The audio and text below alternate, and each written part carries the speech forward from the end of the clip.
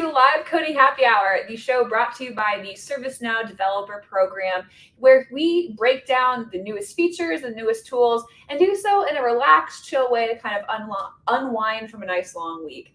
Typically, we do this also with a beverage in hand, so please don't use this as the gospel of how to develop, but just kind of enjoy and roll the punches as we showcase, kind of the more unpolished and more realistic side of building as well.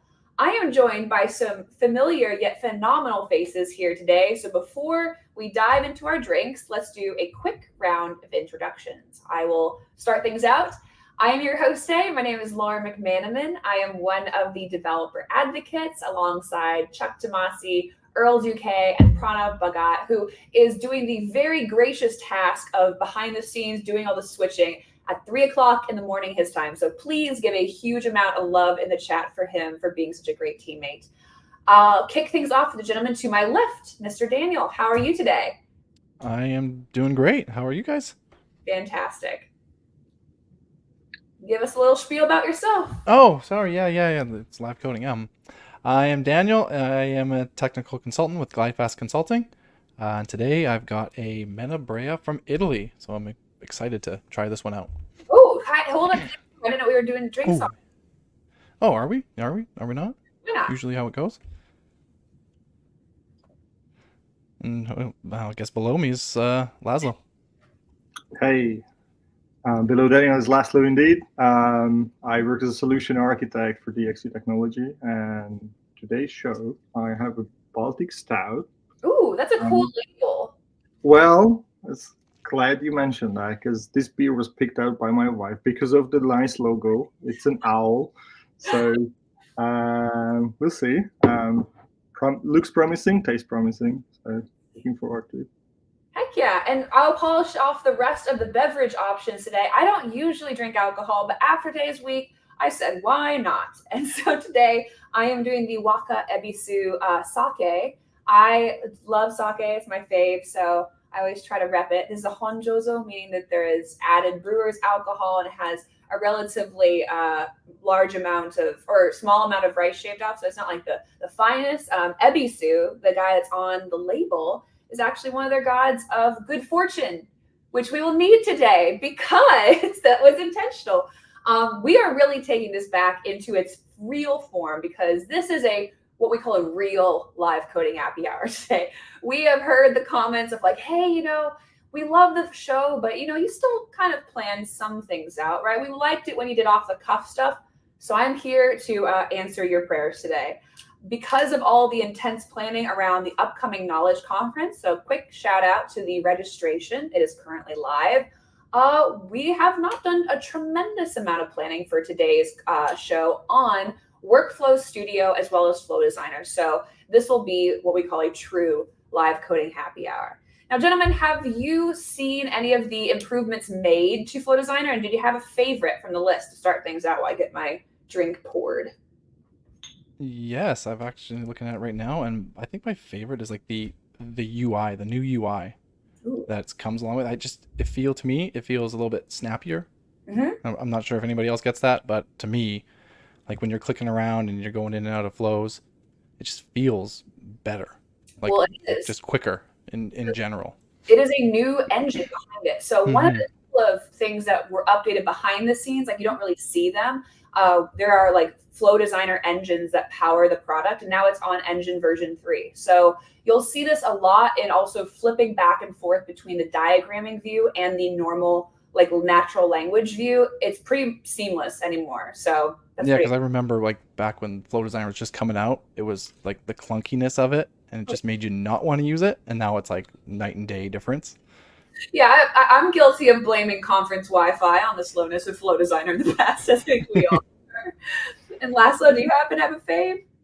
Yeah, I mean, just thinking of the UI, Dan just mentioned UI. I was actually thinking the same today, just clicking around in my PDI, and I was, this is so intuitive. It just immediately, it's not like you need time to get used to it. It just makes sense from the first minute, in my opinion. But hard to pick a favorite. I haven't had a chance, for example, to try out the AI in Flow Designer yet. But I really like these minor improvements as well, like additional features such as breaking out of the flow logic or returning to previous tabs. And also in Decision Builder, there are these little things that just makes my life easier with copying decisions and decision tables and so on. I don't want to spoil the whole show, but yeah, I'm just Workflow Studio as such. I think it's fantastic. It really I think makes everyone's life so much easier. Absolutely. So what I'm going to do is I'm going to move my StreamYard video down so that we can see my whole screen. And I'm going to have a little setup. Okay, thank you so much, Pranav. So I wanted to first have basically a scavenger hunt of features today of what we're going to try to show as many of these as possible. I also want to set the bar, though, that we're not doing Now Assist features.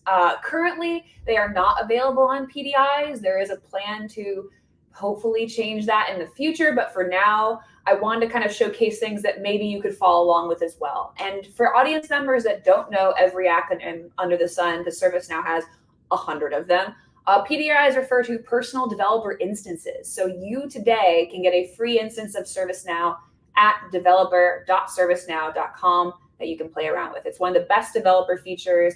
I certainly have used it tremendously in the past to learn. I bet these two gentlemen have as well. So highly encourage that. So a quick rundown. Workflow Studio, that is the new interface, kind of like the home. If you do type in Flow Designer, it'll take you to Workflow Studio now, so you don't have to worry about remembering both nomenclatures. There are a few things regarding kind of safer editing of flows. Under redo, I'm embarrassed to say, that's probably my favorite feature of Washington, is just being able to undo the caca that I've put into my own flows, as well as autosave. So that having in your back pocket to save your progress is really nice. Go back to keen viewers will remember this as a Vancouver feature. It might have been adjusted and republished in Washington. So we're going to kind of showcase that today as well as the newest addition to the action list, which is the ability to fire events. This is really monumental. You could only do so via code before. So having the ability to just a custom action before, but now you can do it intuitively through the list of actions. And a lot of cool stuff added to flow diagramming. I don't know if we will make it all the way to proactive triggers.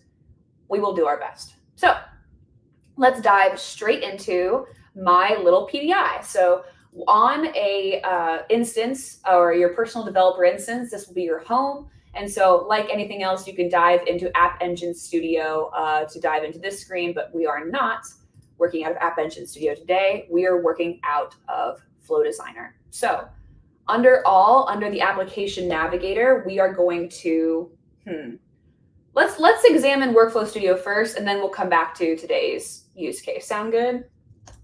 Yeah. Okay, so typing in Workflow Studio or Flow Designer will open up this new interface. So a couple of changes that I see right off the bat is the inclusion of processes and decision tables now in this new environment. This was something that actually got a pretty big facelift in Vancouver as well. Did you happen to use the Vancouver version? I have not personally, not too much, but I'm getting to like it actually. So I'm a little bit late to that party, I guess. Yeah, I've used it a little bit myself. Very cool. So in summary, for older users of Flow Designer, or maybe people that kind of wrote Flow Designer off, Flow Designer came out around 6 years ago. So maybe you haven't looked at it in quite a while. This is the new homepage. The homepage before was just a list of flows, but now it really does a great job of consolidating pretty much everything, quote unquote, automation wise on the platform. So here we've got processes. So process automation designer processes, your flows, subflows, actions, and then decision tables as well. I personally like the fact that it links where you left off. That's probably the nicest feature, because God knows that most flows on a system you never touch. A lot of stuff comes out of box that's just standard. You don't really touch it at all. And you can also see what teammates are doing. This is a big shift from when I was a full-time ServiceNow developer. Everything was kind of made in the mind of just one person wearing many hats, sadly. But now it's really focused around the entity of a team. So you can see exactly, like, obviously, I'm the only one doing anything on my personal PDI, but if others were doing things, that would pop up here as well. Also links too. So if you need help, they're embedded directly inside of it. The operations tab is also something that's new. I haven't spent a lot of time analyzing it, especially for flows. So flow operations seems to be all of the running instances of flows on an instance. That seems to be. I think it's the replacement for executions. So Yeah. It's really cool. Also showing processes now. Hey, Lauren, can we remove that that hide screen Yeah. at the bottom there? Yeah. Pretty much. Well, I clicked it and it did not go away. It's a stubborn one. Interesting. Well, maybe not. It's not letting me remove It's it. not letting you. Thank you for catching it, but Yeah. no. That is interesting. I've actually haven't seen it until Daniel mentioned it. Now that's all I can look at. Now it's gonna ruin the whole stream, guys. Don't- You know, right? Oh no. Now we're just gonna see. Yeah, I can't remove it. And then integration. So also it showcases all of the active integrations that you have. So if you've purchased any or if you've configured any on your own, they will also be appearing here, and also the status of them. So if maybe you've purchased them or downloaded them and they aren't set up, it'll indicate that as well from your list of connections.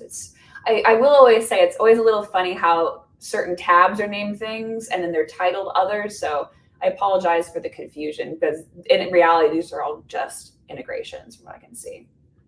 Just a quick note on the integrations. If you go into view details, it also gives you the possibility to look at the connections and credentials configured, which is not very visible here. But I think, yeah, it makes a huge difference. Exactly. It takes you immediately to the connection alias record. Yeah.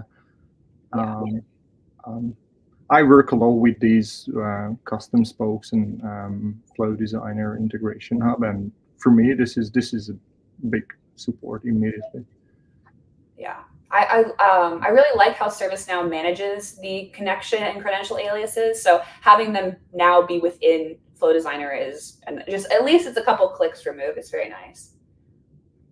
I do see a question in the audience I would love to address. The irony of naming this Workflow Studio and there being no workflow. So for Brizdal, I apologize if I'm mispronouncing your name. That's what you're bringing up, and you are correct. It is called Workflow Studio. Unfortunately, workflows themselves will not be available on this platform, and there are a couple reasons why. So for developers that have kind of started developing on the ServiceNow platform in the last couple of years, you might not be aware. Probably so, though, because they still exist in the vast majority of instances. Flow Designer had a predecessor called Workflow Editor. It was a phenomenally powerful way of automating on the platform. It just simply aged out. However, a lot of our applications that even we release still have the legacy workflows inside, and a lot of customers have developed some really powerful workflows over the years. Unfortunately, because our company has moved ahead with Flow Designer, Workflow Editor unfortunately reached its natural end. So none of the new products will reflect any of the things that we have determined to be end of life. So I apologize. I do see the irony in this, of course. So for Daniel and Laszlo, do you still use workflows, or have you moved fully beyond into flows themselves? For myself, yesterday, I just recently had to migrate a workflow to a flow. How was it? What was that? How'd it go? Oh, it was a simple workflow, but it's nice when you can move like an older process to the newer Flow Designer. So yeah, I am in workflow still, moving things in and out and just updating old processes that need to stay in workflow for now until they can be upgraded over to Flow Designer. So sure. I will say that another common ask we get is for a automatic converter. It's something that customers have asked for a lot. I encourage you to keep asking, because a lot of times if there is a very highly requested feature, it will be prioritized. So if there are things that you would like to see help with that transition, I encourage you to always reach out to our product team. That they have a very strong history of listening. So if anything, I would encourage you to do that as well. So today's use case for testing out all these fun features, I wanted to play around not with Bot Butler. That is actually something that we are planning for Knowledge. So keep an eye out for what that could be for Knowledge Conference. But today I thought we could do something fun. We haven't done a completely wild and crazy a live coding happy hour in quite a bit. And so I wanted your help with an app that I use. So gentlemen, I am highly, highly requesting you to help me automate my Pokemon sleep application. So do either of you or anyone in the audience know what in the world I am talking about? If anything, I will explain. Anyone? No one? No, but you have to explain it. You're gonna have to explain it. I'm so excited to teach you about a fun new game. So this is not, let me be clear, this is not a Nintendo plug or ad or anything like that. It is literally out of sheer desperation for a fun use case. So, Pranav uses it. Awesome. That makes me so happy. So Pokemon Sleep is a sleep tracking app that Pokemon, a company or Game Freak, came out with a couple months ago, and it just tracks your sleep. But if you sleep like quote unquote really good, it gives you Pokemon. So it incentivizes you to sleep restfully. And then you can collect Pokemon as you go. And so it's actually quite a sophisticated data structure for something so stupid. It has like 8 tables. Oh, wow. Well, because you can cook for your Snorlax, and that attracts rare Pokemon. So I figured that for some way of this data, we could automate something, right? There's got to be something. So first of all, doesn't it track your sleep? Yeah, it's actually a very accurate sleep tracker. I'm kind of humbled to say that it does incentivize me to go to sleep on time. So if you need some form of incentive for sleeping on time, might I suggest Pokemon Sleep. So one thing that you can do is track your the sleep style. So every Pokemon has a different type of sleep style, and then a location where that sleep style could be found. So a very simple flow I can think of is that when a sleep style is found, it deletes the kind of like checklist item to find it in that area. So that's what we're going to be just a nice easy flow to kind of start off with. Sound good? Hey Lauren, can you zoom in a bit? I'm pretty zoomed in already. It greatly distorts. Oh, wow. I'm already at 125. So anything larger than that will really corrupt the interface, unfortunately. Unfortunately. Yeah, sorry. Those high-res monitors kind of really make live streaming the screen a little bit difficult. So we are going to create a new flow. So quick little pause here.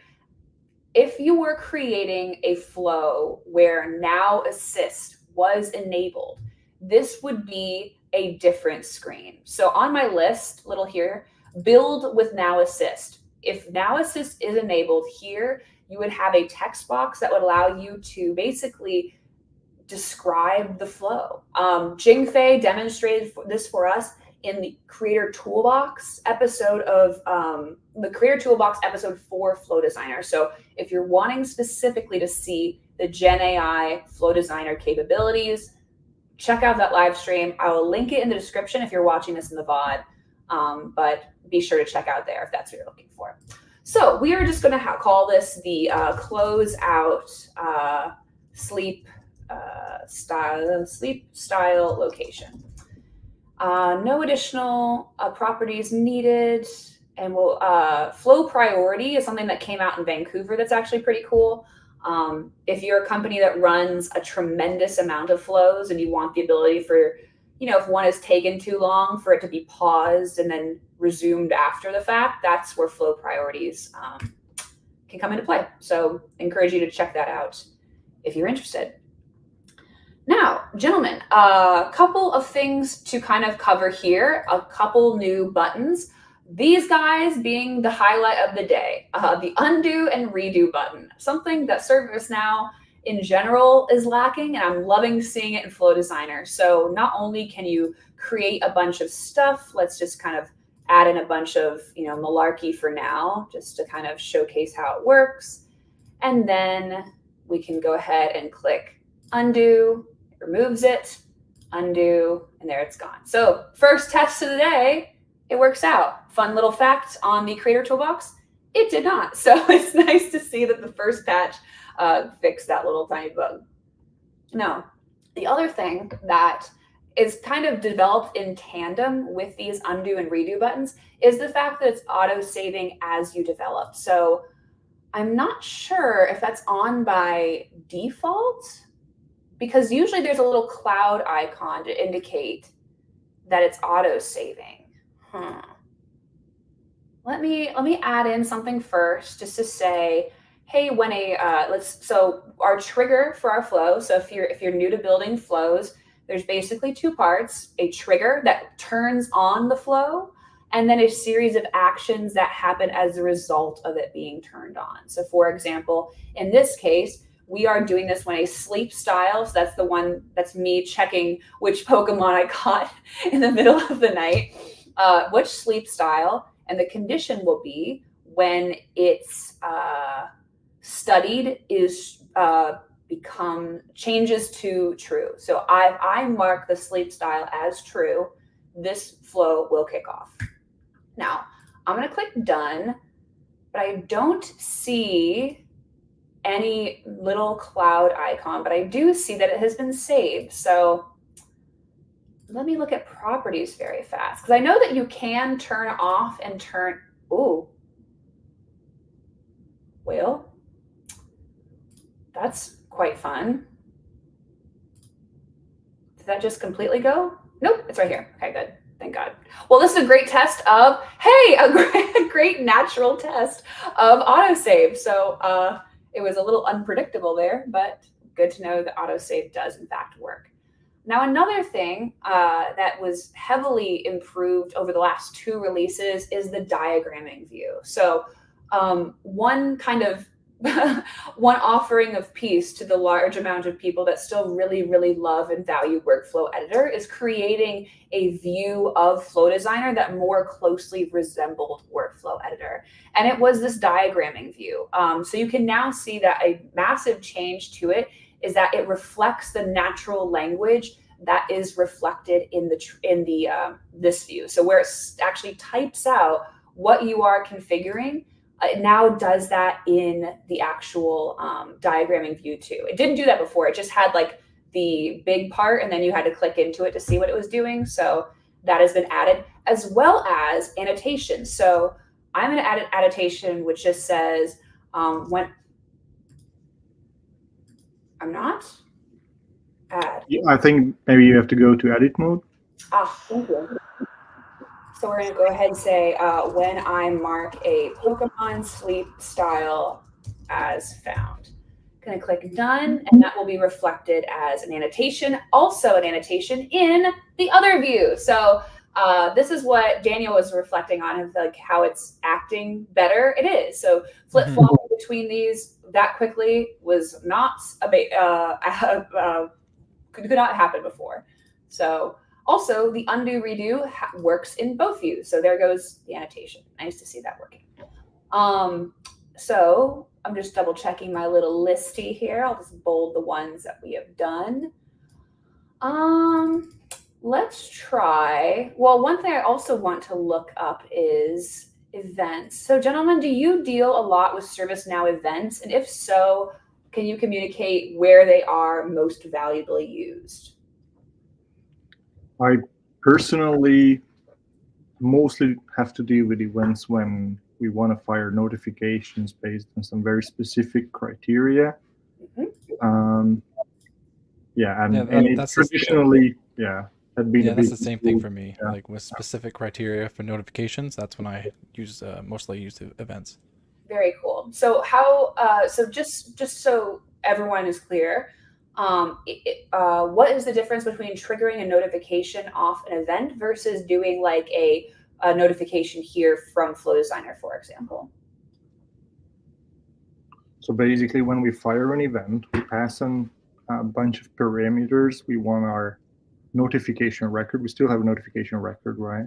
We want our notification record to consume those parameters and use that. So, and these can be dynamic. I mean, one recent example I had was we had to create a notification for whenever the record gets updated, certain fields in the record gets updated, but that's a list of fields, but not just any field, right?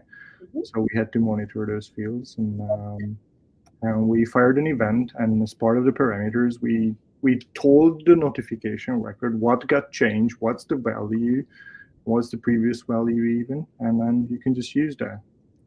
Bingo. Whereas, yeah, if you fire a notification from Flow Designer as such, I mean, you still have a lot of options, and I guess for the majority of notifications using real life scenarios, it's enough, but not always. Yeah.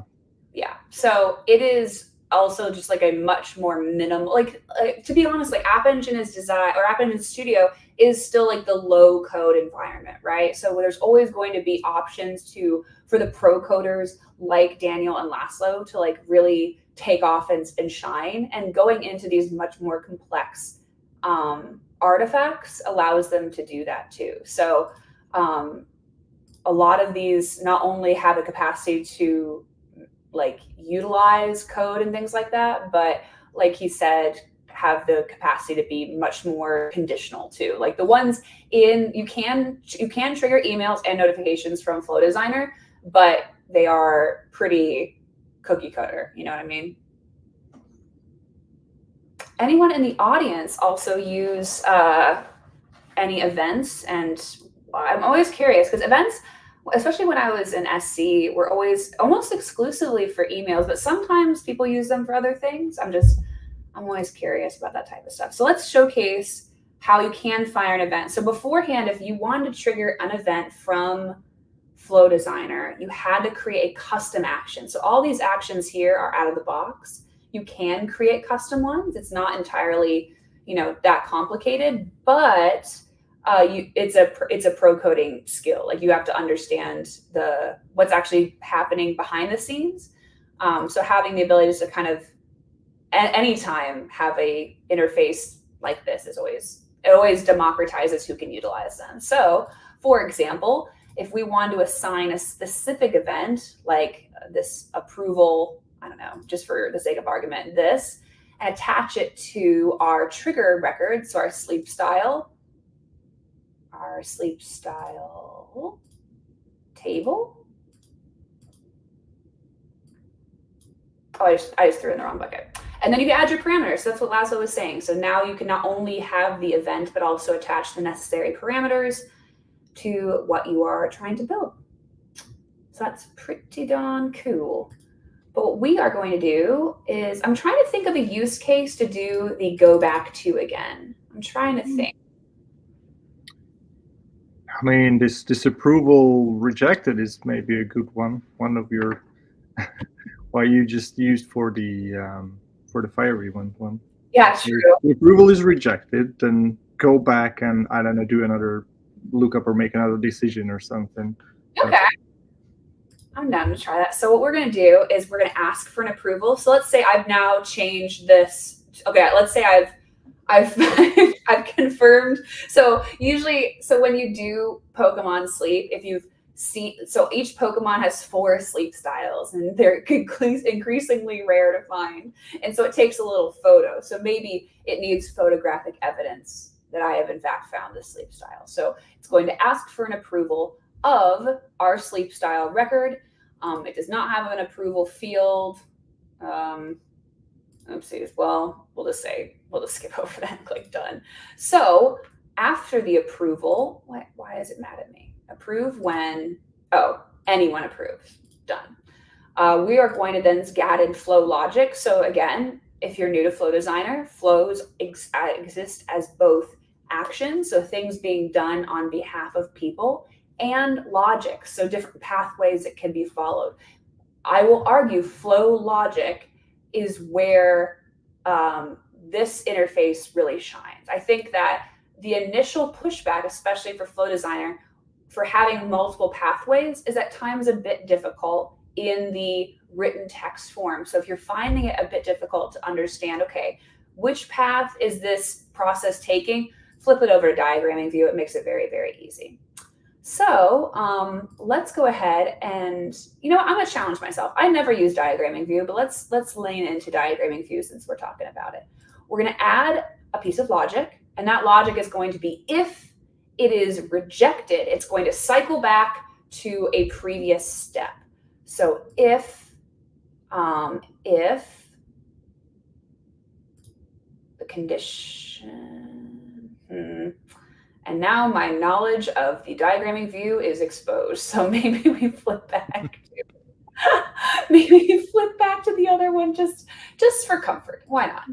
Like I said, a real live coding happy hour for everyone to see. We're going to say that, well, we never added in an approval field. So actually, let's do that really quickly. That shouldn't be too hard. So, or we can just say the approval state, because the approval itself is its own record. So it technically doesn't need to be stored in that field, correct? It's up to your Pokemon tables, really. But when an approval is generated, it's also its own entity, correct? Yeah, it is. It is a separate record, indeed. Okay, that's what I thought. I was just double checking. So the approval status or state, goodness. Yeah, you're going to want state here. Yep. State, and we're going to say if it is rejected, it's going to cycle back and do something else. Let's add in another step here, just so it has something to go back to. We're going to go ahead, not stage, good Lord. We're going to add in rank guy right here.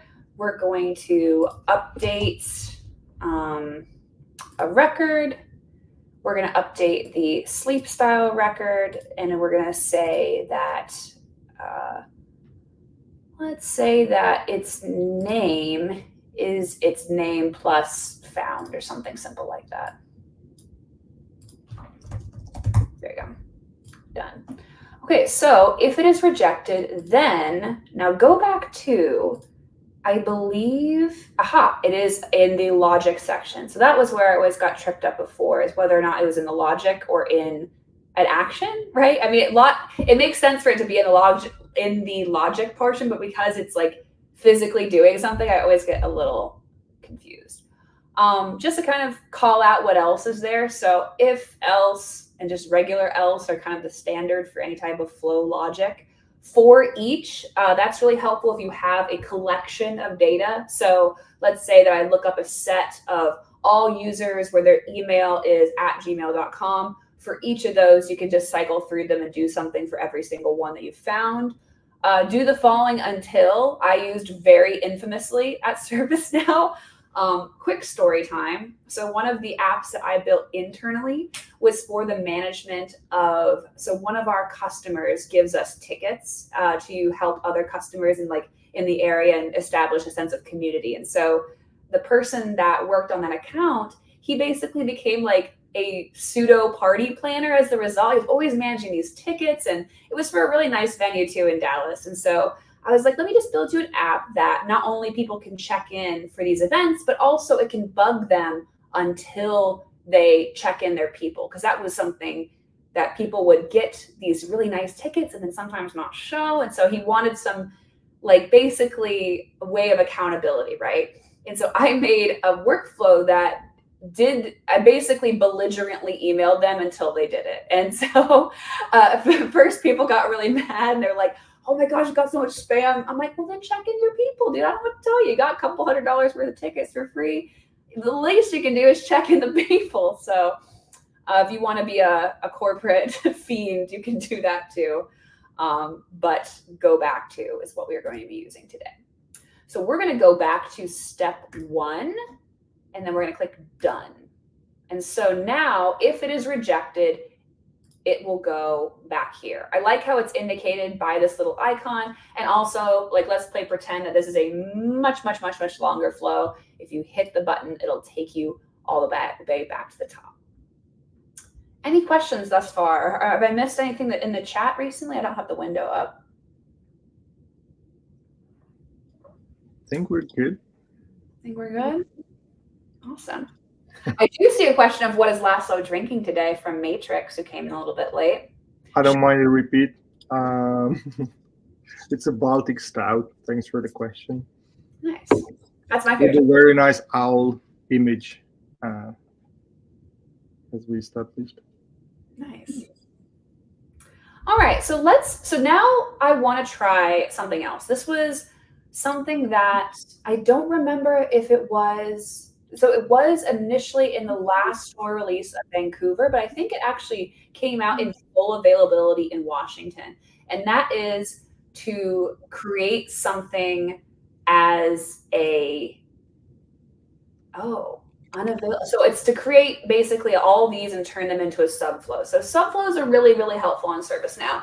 One question that we get a lot too is how many actions can I populate my flow with? If you're asking that question, you're probably not building the flow as well as you could, because the best practice is to not have a 100 action flow, right? That's kind of hard for people to read. That's hard for people to manage. And so the best practice is to kind of bundle them up either in things like decision tables. So a really common reason that workflows get really long is because it's a bunch of if else's, right? Like it's like 25 of these of if this, if else that. So one thing you can do to cut those out is decision tables. Those are phenomenal. Another thing that you can do though is subflows. What are the difference? Subflow are just something that are kicked off by another flow. Size-wise, they are exactly the same. Setup-wise, they are exactly the same. They just don't have this trigger. That's the only difference. So one thing that we did to incentivize that behavior was make it so you can select action, like logically, usually the need for a subflow pops up after you've built the flow, right? That, or at least that's happened to me, where I build something out and I go, man, that's something that we could use elsewhere, or that's something we could use in the future. Oh, I should have made that into a subflow. So now, instead of having to rebuild the whole thing, theoretically, you should be able to just do it. Unfortunately, I forgot that you can't do that when it has a go back to in the middle of it. So that's why I was like, why is select multiple false? Well, that is why. So I am going to nuke our lovely little go back to, or actually, let me just do the undo button. Huzzah! Another use, very fancy to showcase this. And so let's see how this goes. So we're going to select multiple. We're going to select all three of these, and then this tiny little eel looking button. Man, they really could have made that a bit bigger. This says convert to subflow. So let's see how this goes. We're going to call this Lauren's awesome. Ooh, that's a bad word to misspell. Subflow. This is also where you can build in input. So it's not just selecting actions. If you want to carry over specific inputs from the logic that has already occurred within this flow, you can. Have either of you utilized subflows heavily at your line of business? Oh yeah, like you said, yeah. it's the best practice. So this is actually where you want to start normally. Yeah, like just passing the information from your subflow back into your main flow is very intuitive as well. Nice. So, we'll ask Ebby Sue for some luck here and see if this works. Last time we did this live, it was a big fat L on my part. So, okay. Lighting fast. This is fantastic. Okay, so Lauren's off subflow. Oh my gosh, this makes me so happy. So now we have a subflow. It carried over the appropriate actions. It would showcase here any inputs that, and of course outputs as well, that we were supplying back. So that's the other thing too, is that subflows don't have to be the last thing of your flow. They can also pass back data to the main flow itself. So you're not just reliant on it being the end part. You can have multiple ones and they can feed back the important information as well.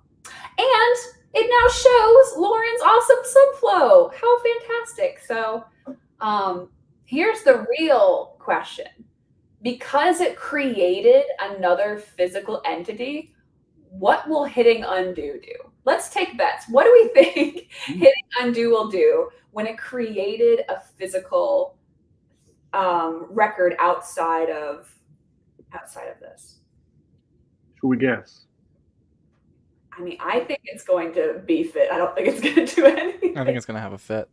I think it's going to have a little aneurysm, but we'll find out. Let's see, because this, again, we're still in the EA period of Washington. That's what makes these live coding happy hours so fun. GA is not until quote unquote later. We can't disclose when it is, but it's not now. So all these are effectively us kind of pseudo beta testing the release as well. So let's see. If I click undo, oh man. Okay. So it brought back one thing.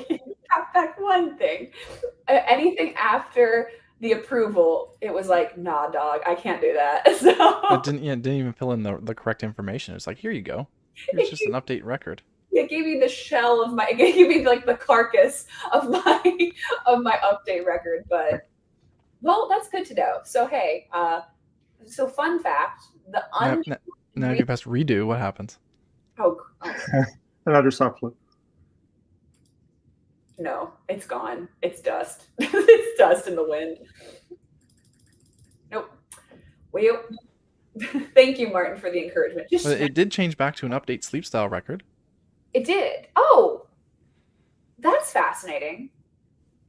Okay. From the spirit realm, it found the table and fields it needed, but it's like, no, that approval is dead to us.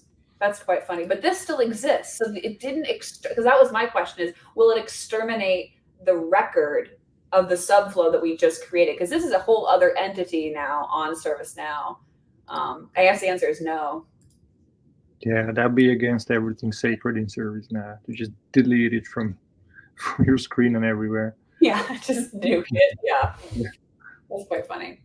Another thing too is that the diagramming view for Subflow is a new, I believe this is a Washington improvement as well. Maybe not. Maybe it was Vancouver. But that is nice to see that all works as well. So quick question. Where are we on time? I do not have a watch in front of me. How much time do we got left in our... We have about 15 minutes left. Okay, perfect. I don't know if we have enough time to go into proactive triggers. I will leave a bit of a, I guess, a teaser for some upcoming content that proactive triggers exist as a means of triggering flows off of data within your reports. So this is something that I personally, and this is probably, I joke that undo redo is my favorite. I would argue proactive triggers has the most capacity for developer improvement, because not only now do you not have to stay hawk-like vigilant over your work, like dashboards and things, but those can automatically trigger a variety of things because they're hooked up with flows. So for example, you can say, due to this report, if this piece of data at this time of day reaches this value, do this. That's phenomenally helpful. Like usually, I don't even know how that would be done. I mean, I guess if it's being read in, you could probably trigger something off of like, what's it called? We just changed the name of it. That's why I'm stumbling. Anyway, there was ways to do it before, but this makes it a lot easier and kind of opens it up to low-code development as well. So let me see if it's even enabled on PDIs. I'm not quite sure. Is it under proactive? But this would be a trigger. Oh, thank you. Very good catch. So the trigger would be on... it might not be enabled on a PDI by default because it's part of Proactive Insights, which is a product. Yeah. Okay. Well, it's worth mentioning, and it's something worth investigating in a future Creator Toolbox. So stay tuned for that. Let me think. Is there anything else that we could kind of quickly show? We could do try catch. So try catch is a means of kind of like making sure that specific edge cases are handled. So for example, if you wanted to try an integration and if it failed out, do something else, That's a pretty common use for a try-catch block. Have y'all used try-catch in Flow, or I think it's been part of Flow since Tokyo, but it's just now available on diagramming view. Yeah, I think it's there since maybe Utah. I'm not sure, but honestly, I haven't really. Maybe once or twice. I'm still more like using it in scripts, but just I'm the same. I'm definitely the same thing. We need time to evolve as well. So let me see. I'm trying to remember how to do this in. This is Flow. This is the Lauren Learns diagramming view challenge. Yeah. This turned into. It's Flow. Oh, that's cool. That's interesting. I will say ServiceNow does not like a zoomed in interface. It's like, no, make me small. Okay, fine, I'll make you small. Okay, try. So, but where are my properties? Where are my properties? No, I think you don't have anything there. It creates a new branch basically, doesn't it? And you just add the actions underneath. Yeah, so it would be like the integration information would happen in between, and if an error occurred, it would branch out, and if not, it would just keep on moving into your other part of the flow, correct? That's my understanding of it. Okay. So I will say we have gotten a few fun comments of like, why is true the one that branches off? Like usually it'd be false. I don't know. That's just how it's done on both sides. So at least it's mirrored the same on both sides. I will say that. So at least it keeps it pretty consistent. Well, with that said, gentlemen, are there any questions or comments about flows in general that you'd like to leave the crowd with before we do our kind of final drink review of the day? Just a quick mention, since we were talking about try-catch and the different branches, so now you can also break out of these if-else, else-if branches in Flow Designer, which means certain conditions met, then rest of the steps in that branch are not going to be executed, but your flow or subflow is just going to continue. Just like in scripting, again, just like with the try-catch, you can just break out of a loop. I think it only works with the for each and your favorite one, the do the following until logic. Yeah, but that's something that is also a great addition to Flow Designer, in my opinion. I think the addition of the fire event is great because now you can actually schedule, because there is that GS event queue scheduled, but now that you can have the fire event in your Flow Designer and you have the schedule, you can actually schedule.